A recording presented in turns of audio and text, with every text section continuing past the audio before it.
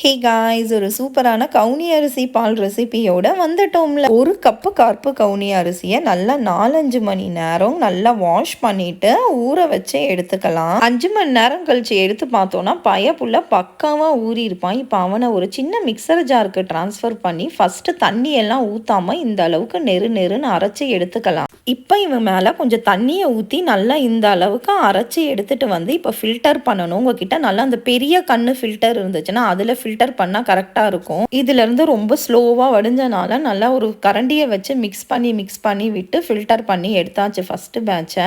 இப்போ வடிகட்டினதுக்கு அப்புறமா பார்த்தோன்னா பேலன்ஸ் வந்து இந்த அளவுக்கு இருக்கும் அந்த சக்கை. இப்போ நம்ம திருப்பியும் தேங்காய் பால்லாம் எடுப்போம் இல்லையா, அதே மாதிரி திருப்பி மிக்சர் ஜாருக்கு ட்ரான்ஸ்ஃபர் பண்ணி இன்னும் கொஞ்சம் தண்ணியை ஆட் பண்ணி 2வது வாட்டி ஃபில்டர் பண்ணி எடுத்துக்கலாம்.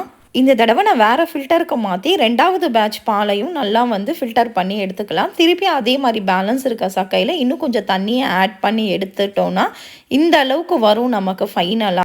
லாஸ்ட்டாக பேலன்ஸ் இருக்கிற இந்த ஃபைனல் அரிசி மாவை நம்ம தூக்கி போடாமல் நம்ம தோசை மாவில் கூட ஆட் பண்ணிக்கலாம். இப்போ நம்மளுடைய கவுனி அரிசி மில்க் வந்து சூப்பராக ரெடி ஆயிருச்சு. இதை இன்னொரு தடவை நம்ம வந்து நல்லா ஃபைனலாக ஒரு தடவை ஃபில்டர் பண்ணி எடுத்துக்கிட்டோம் அப்படின்னா நமக்கு வந்து அந்த கீழே இருக்கிற அந்த கசடெல்லாம் போயிட்டு மேலே வந்து நமக்கு கிளியரான மில்க் மட்டும் கிடைக்கும். ஃபைனலாக எல்லாம் ஃபில்டர் பண்ணி பார்த்ததுக்கப்புறமா நம்ம தலைவன் சூப்பராக ரெடி ஆகிட்டா. இப்போ நல்லா க்ளீன் அண்ட் கிளியராக கிறிஸ்டல் கிளியராக நம்ம கவுனி அரிசி பால் வந்து ரெடி ஆயிருச்சு. எக்ஸாக்டாக நம்ம தேங்காய் பால் எப்படி எக்ஸ்ட்ராக்ட் பண்ணுவோம் அதே மாதிரி தான் இதை தண்ணியை ஆட் பண்ணி நம்ம வந்து எக்ஸ்ட்ராக்ட் பண்ணி வச்சுக்கலாம். இப்போ வந்து ஈரமே இல்லாத ஒரு கிளாஸ் கண்டெய்னருக்கு இதை வந்து ட்ரான்ஸ்ஃபர் பண்ணி நான் ஊற்றி எடுத்து வச்சுக்கிறேன். இவனை கண்டிப்பாக ஃப்ரிட்ஜில் தான் ஸ்டோர் பண்ணி வைக்கணும். அண்ட் 3 நாளுக்குள்ளே இந்த கவுனி அரிசி பாலை நம்ம யூஸ் பண்ணிடணும். இவனை வச்சு என்ன மாதிரியான ரெசிபீஸ்லாம் பண்ணலான்னு சொல்லி அடுத்து வர வீடியோஸ்லாம் அப்லோட் பண்ணுறேன். கண்டிப்பாக ட்ரை பண்ணி பாருங்கள். நன்றி.